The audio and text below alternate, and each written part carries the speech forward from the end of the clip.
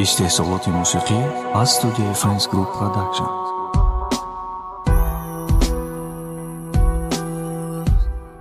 یاد روزهای در چشمان من پروانه میزنم. امشب یادت کردم با چشمان ترم، صدای درونم تنها نامی تو شد.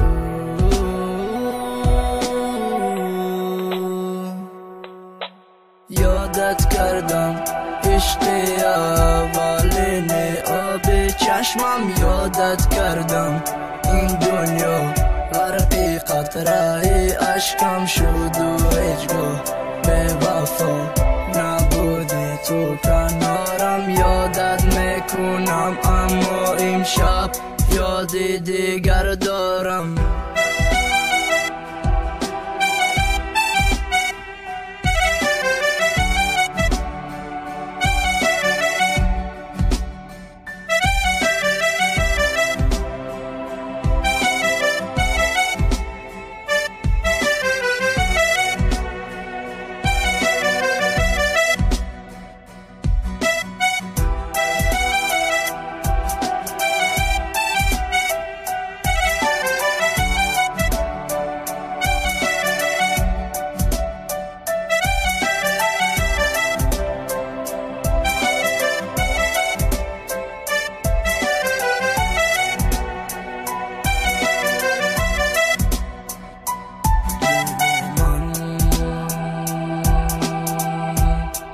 یاد تو میکنم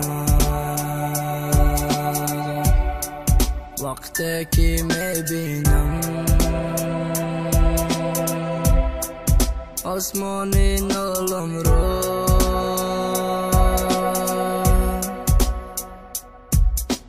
یادت کردم عشق اولین آب چشمم، یادت کردم این دنیا غرقی قطره اشکم شد و هیچگاه به وفا نبودی تو کنارم. یادت میکنم اما امشب یادی دیگر دارم.